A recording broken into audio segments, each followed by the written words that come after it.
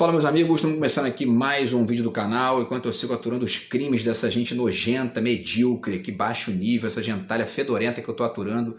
Enfim, já tem mais de 10 anos aí aturando os crimes desse lixo de gente e, enfim, tentando aqui resolver isso para ver se eu me livro dessa gentalha de baixíssimo nível, para ver se eu consigo seguir minha vida longe de tudo de bosta que eles fazem aqui, que é um atraso atrás do outro, é um negócio inacreditável, baixo nível, crime, sabotagem, difamação, é um inferno insuportável. Continuo tentando me livrar disso aqui. Enquanto isso, vou fazendo o que eles vão meter a patinha imunda para destruir, que são aqui os vídeos do YouTube, tá? No vídeo de hoje, a gente vai falar sobre a questão da reforma protestante, mas a reforma protestante do Brasil, tá? Quando o Brasil vai fazer a sua reforma protestante? Esse é o tema de hoje aí, que na verdade condensa várias reflexões que eu tenho feito aqui com vocês nos vídeos do YouTube, a despeito da bosta que esses de que esses animaizinhos ficam vomitando aqui toda hora. Enfim, o que eles não conseguem meter a pata para destruir funciona, né? Então, enfim, vamos falar um pouquinho sobre isso aí. Quando o Brasil vai fazer a sua reforma protestante? Então, vamos fazer uma comparação do que aconteceu lá na Europa, um resuminho, né? Eu já fiz um vídeo aqui falando sobre isso, quando eu falei sobre o Gutenberg e o Martinho Lutero, tá? Então, eu vou deixar o link para vocês aí também, porque tem algumas... quem quiser ver aquele vídeo, inclusive, antes desse ou depois desse aqui, pode ser bacana para depois ver esse aqui de novo e tal, que ajuda, tá? A entender aí a sequência das ideias. Enfim, então vamos lá. Quando o Brasil vai fazer a sua reforma protestante? Vamos refletir isso aí. Antes eu deixo aqui com vocês mais uma vez a dica do meu novo livro de poemas, está do outro lado de cá. Quem quiser entrar em contato aí, o zap está na descrição do vídeo, furar o bloqueio absurdo desses bandidos aqui, a gente conversa a respeito. E o meu romance também está na editora, enfim, para ser publicado aí até setembro, tá bom? E eu aviso vocês aqui. Então, pessoal, vamos lá. Seguir o roteirinho que eu fiz aqui, junto com os livros, né? Porque os livros sempre ajudam aqui a ilustrar bem essa discussão e tudo mais, tá? Então, vamos primeiramente falar rapidamente da reforma protestante, para entender o que é isso, para depois passar para o roteiro brasileiro, né? Como eu falei, um resumo do resumo, tá? O resumo maior tá nesse vídeo que eu vou deixar para vocês o link aí, tá? Mas só um trechinho aqui da Pascale Casanova, nesse livro aqui, que eu também já fiz vídeo sobre ele, tá? Que é o República Mundial das Letras, e ela diz aqui na página 70 a 71 uma coisa muito interessante, que diz respeito a como que a reforma protestante ajudou, né, a formar a Europa como a gente entende hoje, tá? Então vamos lá. No norte da Europa, ela diz, né, na página 70 a 71, no norte da Europa, a difusão da reforma protestante também colocara em questão o monopólio do latim e a onipotência até então incontestável da Igreja. Esse é um ponto muito importante, tá? Evidentemente, nesse contexto, a tradução da Bíblia para o alemão por Martinho Lutero, em 1534, é um gesto de imensa ruptura específica com as imposições da Igreja. Essa nova versão do texto bíblico fornece as bases de uma norma escrita unificada que irá se tornar o alemão moderno. Então, o Martinho Lutero, ao traduzir a Bíblia ali do latim para o alemão, ele funda um deslocamento na língua alemã, cria um alemão moderno em oposição ao latim, certo? Que era o poder, enfim, onipotente, incontestável da Igreja Católica, tá? E aí vocês vão ver, quando a gente chegar no final do vídeo aqui de hoje, que esse poder, né, onipotente, incontestável no Brasil de hoje não é Portugal, muito pelo contrário, tá?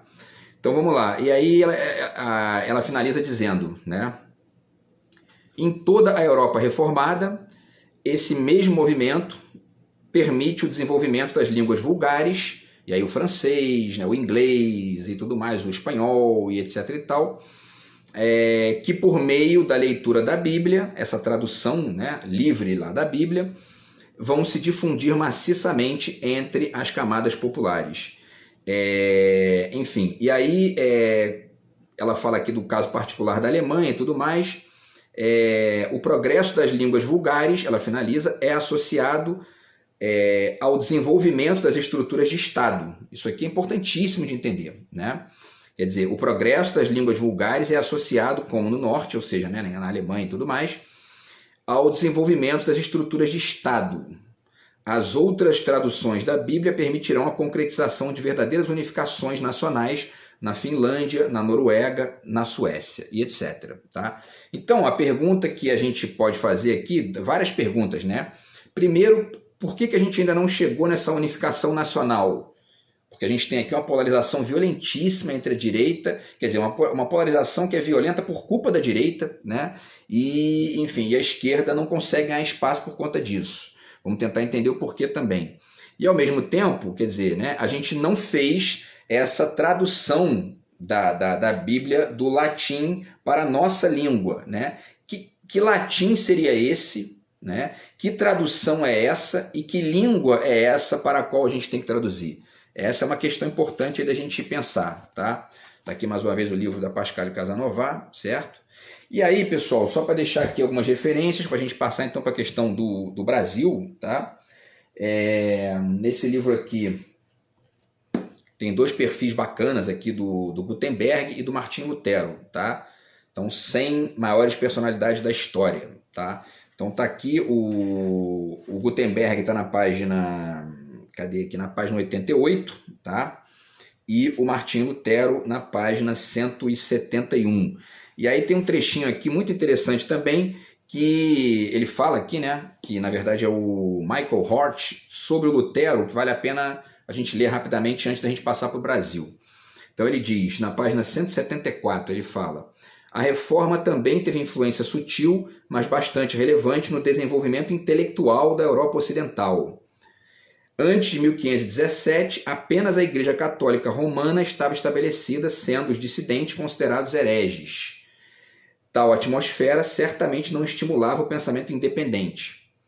Depois da Reforma, na medida em que vários países aceitaram o princípio do livre pensamento religioso, tornou-se mais seguro especular também sobre outros assuntos. E aí isso, né, entra aí também a questão do Estado laico, entra aí, enfim, a questão, enfim, né, de todas as discussões mais amplas ligadas a isso, e um certo desmembramento do excesso de religião que a gente tem aqui no Brasil até hoje, tá? Então tá aqui mais uma vez, certo? Então é importante ponderar aqui, é importante prestar atenção nisso que ele diz aqui, né? Quando ele fala que a reforma também teve influência sutil, mas bastante relevante no desenvolvimento intelectual da Europa Ocidental. Isso provavelmente vai acontecer com o Brasil quando o Brasil fizer a sua reforma protestante, tá? E aí também vale um parêntese rápido aqui. Quando eu uso a expressão reforma protestante aqui, eu estou usando uma metáfora, né? Porque não é uma reforma protestante para se livrar da Igreja Católica onipresente, né? Onipotente, né? Melhor dizendo. O que a gente tem que se livrar é outra coisa. E vamos desenhar aqui que coisa é essa, tá? Para finalizar ainda também essa questão aqui da reforma, essa dica aqui desse livro do Johann Gutenberg, que é uma coleção, né, de cientistas, tá? E, enfim, dois livrinhos rápidos aqui sobre tradução, porque já que o tema é esse, né, é importante entender isso aí também. Escândalos da Tradução, tá? Do Lawrence Venuti. E esse livrinho aqui do Jacques Derrida, Torres de Babel, também, que é um livrinho muito bacana sobre tradução, certo? Então, pessoal, e aí vamos partir para a questão do Brasil. Então, o Brasil, como a gente sabe, né, ele foi esse pedaço de terra que foi descoberto pelos portugueses, foi achado, né, como dizem aí, e, enfim, a pergunta é essa aí, né? Qual é a tradução, qual é o deslocamento que a gente tem que fazer do latim? Que latim é esse que hoje a gente tem que deslocar para poder chegar na nossa reforma? Está aqui esse livro aqui do Caetano Galindo, que eu não li ainda, mas enfim, né? Só para referir a questão do latim aí, que ele fez um estudo aqui, né? Latim, um passeio pela formação do nosso português, tá? Então, que latim é esse que a gente tem que superar? Superar não no sentido linguístico, né? Porque ele está presente na língua, na linguagem, nas palavras, etc. e tal. Mas superar no sentido, isso aqui é uma metáfora, né? No mesmo sentido que os europeus superaram para chegar na sua língua vulgar, que foi também a língua de constituição dos seus estados nacionais, naquilo que eles têm de mais amplo, né? E, enfim, então vamos lá, vamos pensar isso aí. Aqui tem a carta também do Pero Vaz de Caminha, né, que também ajuda a pensar isso aí, certo? E aí tem uma sequencinha aqui, né? Porque a pergunta é essa aqui: qual é a Bíblia do latim que nós temos que traduzir para a atualidade para superar as partes cristalizadas do nosso atraso? Primeiro a gente tem que definir qual é o latim que nos atrasa. Isso é importante, né? Então vamos tentar definir isso aí. Então já falei aqui o descobrimento do Brasil, o achamento, né, do Brasil e tal. E aí depois nós temos algumas questões importantes aqui, pelas quais a gente tem que passar para poder chegar nesse desenho, né, do nosso latim, né, do latim a ser deslocado. Tá? Então, por exemplo, a questão do mazombismo, que está aqui desenhada pelo Darcy Ribeiro, e também por um artigo do Anísio Teixeira, que está na internet, aí você consegue encontrar. Tá? Então o Darcy fala aqui, né, na página 114, que ele fala dos mazombos, né? Naquela busca de sua própria identidade, talvez até se desgostasse da ideia de não ser europeu, porque o mazombo ele era filho de português nascido aqui, ou seja, né, ele não era nem português legítimo nem brasileiro legítimo, ficava numa espécie de limbo. E essa é uma figura para referir aquele processo meio bizarro que aconteceu ali no início do Brasil, que gerou uma desidentificação radical e, ao mesmo tempo, enfim, né, uma lógica de conflitos sistemáticos entre as etnias, entre as classes, etc. e tal, que acabou gerando, enfim, a dificuldade, talvez aí, né, intransponível até hoje, de gerar um mínimo de unificação nacional que pudesse dar para a gente aqui um roteiro razoável no sentido civilizado da palavra. E aí ele continua aqui, o Darcy, né? Naquela busca de sua própria identidade, talvez até se desgostasse da ideia de não ser europeu, por considerar ele também como subalterno tudo que era nativo ou negro. Mesmo um filho de pais brancos nascido no Brasil, o mazombo, ocupando em sua própria sociedade uma posição inferior com respeito aos que vinham da metrópole, se vexava muito da sua condição de filho da terra, recusando o tratamento de nativo e discriminando o brasilíndio mameluco ao considerá-lo como índio, certo? Então, e aí ele fala aqui na página 118, ele vai falar também aqui do afro-brasileiro, do brasilíndio, e vai usar a expressão ninguémdade, né? Então, quer dizer, isso é importante, é interessante para a gente pensar aí como parte desse latim que a gente tem que traduzir para superar, certo? E aí, nesse roteiro, obviamente que a gente tem que passar pela questão da escravidão, né? Tá aqui o trabalho do Gessé Souza, como o racismo criou o Brasil, e o racismo é uma das coisas que criou o Brasil, talvez uma das mais importantes, mas não é a única, porque parte significativa dessa criação do Brasil como problema, né, ainda não resolvido ou ainda não encaminhado minimamente, está também nesses processos de desidentificação e também numa dificuldade que o Brasil tem de reler Portugal na sua experiência, né?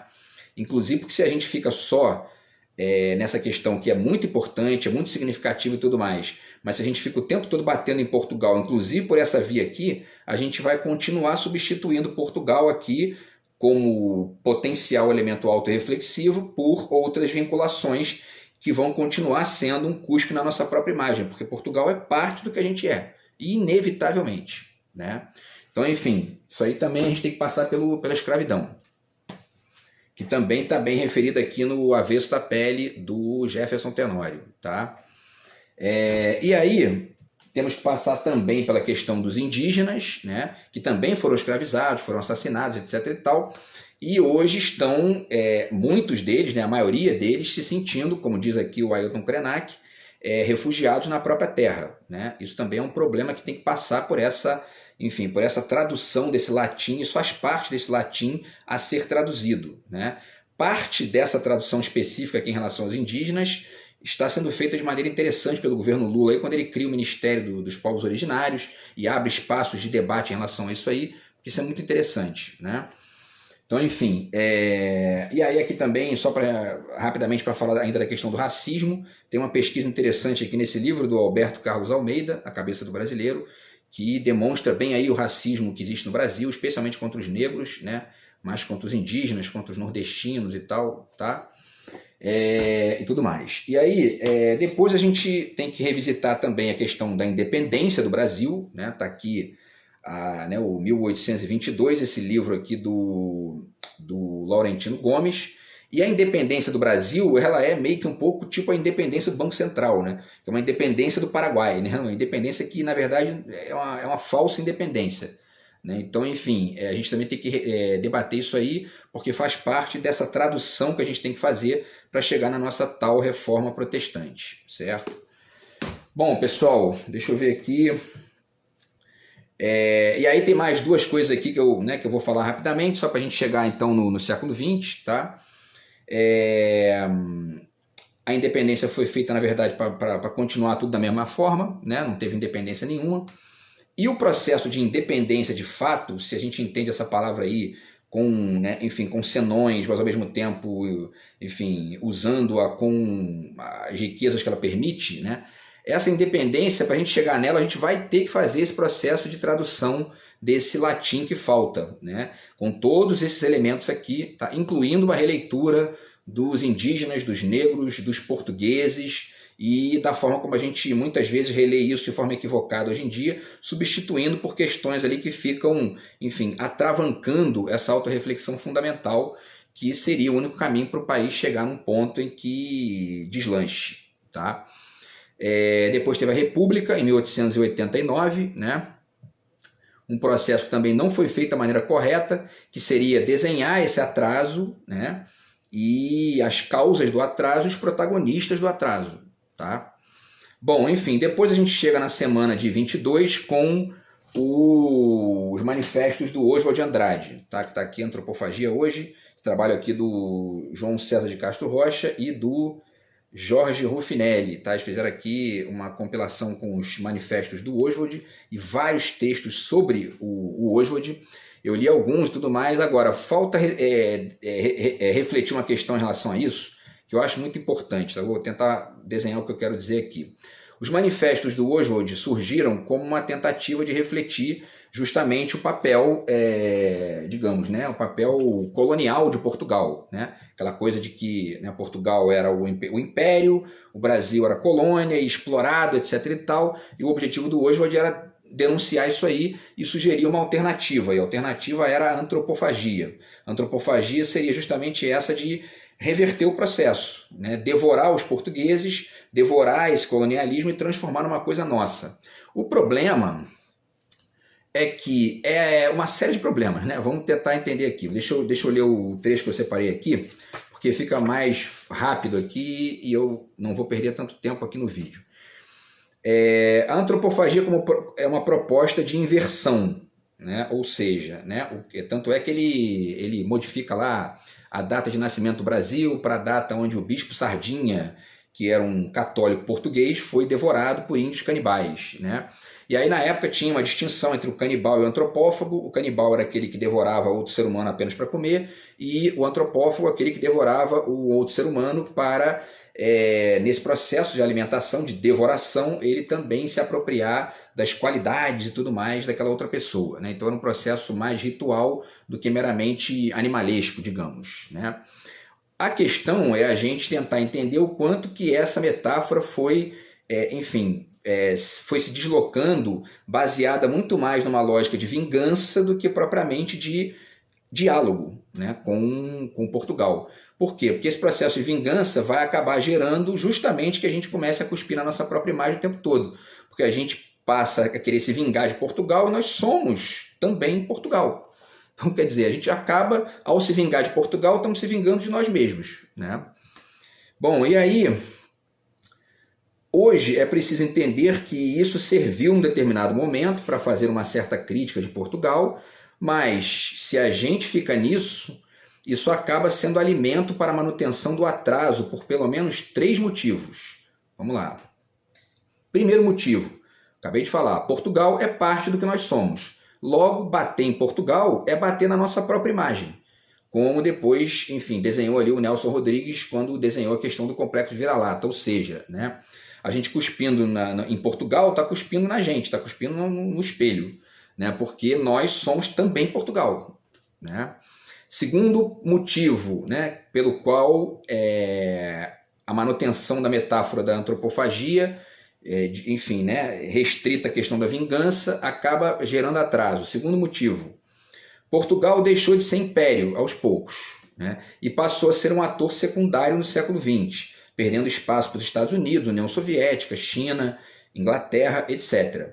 E essa raiva com Portugal, nesse processo de perda de força de Portugal, essa raiva de Portugal acaba migrando automaticamente para uma identificação com os Estados Unidos, né? Cadê o império? Né? Não existe mais, então vamos nos identificar com o império da atualidade, né? Então aí você já tem 2 problemas. a gente fica negando algo que a gente é e ao mesmo tempo fica tentando se conectar com algo que a gente não é, e aí com outro problema. Essa identificação com os Estados Unidos acaba sendo inevitavelmente frustrada por dois motivos. Primeiro, porque nós não somos os Estados Unidos, nós somos Portugal também, né?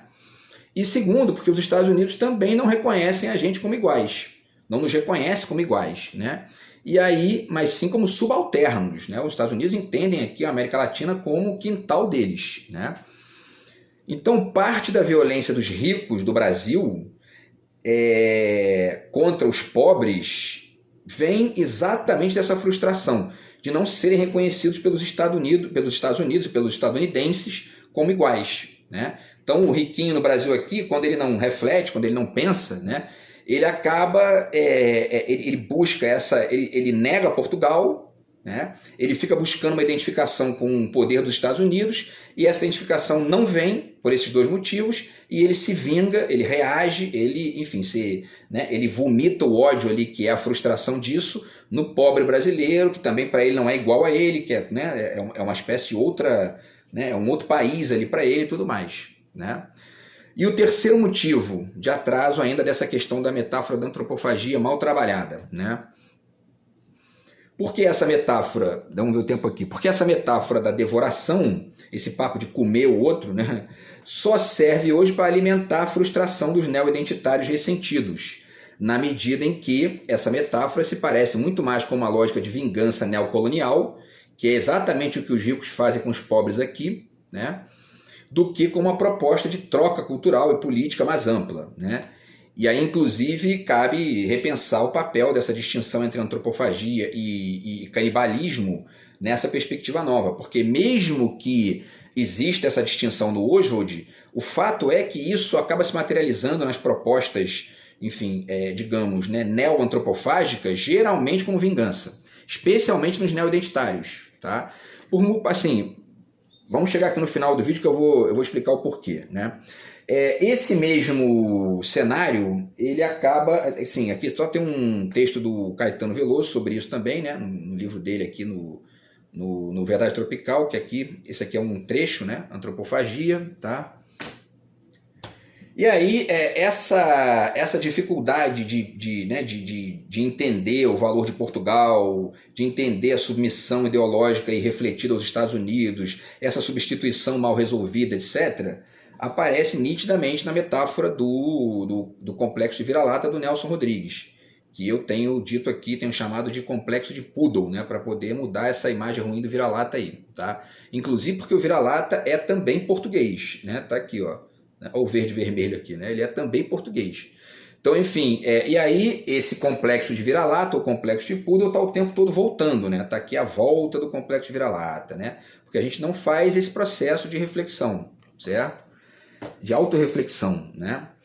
E aí também, essa questão de Portugal também está referida aqui nesse livro, Uma Pátria para Todos, Chico Buarque e as Raízes do Brasil, que fala sobre, dentre outras coisas, aquela música do Chico Buarque, né? Que é a Fado Tropical, que, enfim, é uma composição que pensa Portugal também de maneira mais ampla aí nesse sentido, tá? É uma das melhores formas de ver uma janela para poder fazer esse trabalho de retomada da reflexão sobre Portugal, para a gente poder substituir o atraso que existe hoje decorrente disso por uma autorreflexão desse ponto específico aí, tá? Bom, e aí, pessoal, estamos finalizando aqui, tá? Depois a gente tem o golpe de 64, né? Que também tem que ser refletido nesse contexto para traduzir o que tem desse latim de atraso ali, né? A direita come a esquerda e os pobres, né? E a gente segue sem a nossa reforma, né? De 1822 até hoje, a gente teve 9 golpes de estados até 64, depois teve mais pelo menos 3, né? Foi o golpe ali da redemocratização, que teve, na verdade, foi uma pseudo-redemocratização, com uma eleição indireta, sem povo, etc. e tal, né? Depois teve o golpe contra Dilma e depois o golpe contra o Lula, a prisão do Lula para não ganhar do Bolsonaro, né? Tudo isso são movimentos de atraso para sustentar essa lógica toda, que é uma falta de autorreflexão do Brasil, né? Para finalizar, tá? Então, qual é... E aí a gente chega no ponto atual da questão, né? qual é a máscara ou a plástica, né? Talvez até seja o caso de dizer, qual é a plástica atual desse atraso no Brasil, que é um atraso que é basicamente praticado pela direita aqui no Brasil. Tá? Agora, tem setores da esquerda que acabam manifestando uma questão ou outra de viés, como, por exemplo, quase que a ausência de debate em relação a essa questão de repensar Portugal, né? Mas isso aí não é uma, digamos, não é uma contribuição ativa para o atraso, ali é uma falta de reflexão. Então a gente tem que tentar acrescentar isso aí, né? Inclusive aos debates marxistas, né? Porque a gente precisa pensar mais do que o Marx para poder entender o Brasil. Tá? Então, qual é a máscara atual desse atraso? A máscara atual desse atraso tem 3 facetas, ou a plástica. Né? A direita brasileira disfarça essa desidentificação radical com o país, que é a desidentificação gerada pela ausência da reflexão sobre Portugal, pela vingança que isso gera contra os negros, indígenas e pobres e nordestinos, etc. E, enfim, tudo mais. Disfarça isso aonde? Na globalização. A globalização é um disfarce perfeito para isso. Porque a globalização é uma espécie de ideologia ou ideário da desidentificação local. Né? Então isso serve como disfarce pretensamente contemporâneo da desidentificação, a globalização. O segundo disfarce, segunda plástica, o neoliberalismo, idem. Né? Ele também serve como uma pretensa ideia de que existem mercados mundiais, o mundo hoje é uma rede de mercados flutuantes e blá blá blá, né? E aí eles continuam exercitando essa desidentificação mal trabalhada por ali. Né? E o terceiro disfarce, para finalizar, está justamente nos movimentos neoidentitários, porque também ficam pagando de contemporâneos, né? Mas só conseguem enxergar uma visão parcial da questão, ou por homologia, ou seja, porque acham que é tudo a mesma coisa, todo mundo é igual, blá blá blá, e a gente começa a esquecer essas diferenças, são importantes para refletir de novo. Né? Ou então por mera vingança. Né? E aí os negros e os indígenas, com toda, né, enfim, com até uma legitimidade ali, ou uma justificativa, melhor dizendo, né? Ficam se vingando de Portugal e não sabem mais a quem aderir, porque, né, não aderem aos Estados Unidos, mas alguns, né, os neoidentitários de direita aderem. Né? Agora, os neoidentitários de esquerda ficam sem base, né? Porque negam Portugal a partir da crítica do racismo e aí ficam negando a si mesmos, né? Sem nem perceber. Tá? Ou então por homologia, né? Porque tem essa questão de acabar achando que é tudo a mesma coisa. Tá? Então, pessoal, para finalizar, algumas referências para a gente poder finalizar aqui esse roteiro e desenhar que latim é esse que a gente tem que deslocar para a construção da nossa nova língua, né, digamos assim, para que a gente possa, de fato, chegar numa reforma protestante efetiva aqui para o Brasil. O neoliberalismo tem que ser superado, está aqui o Chomsky, certo? Esse livro aqui também do Gilberto Felisberto Vasconcelos, Brasil no Prego, é muito bom para entender isso aí, tá? E o livro do Darcy Ribeiro, esse livro aqui também é Crônicas Brasileiras, que ele fala bastante aqui também, faz uma crítica do neoliberalismo e tudo mais, tá?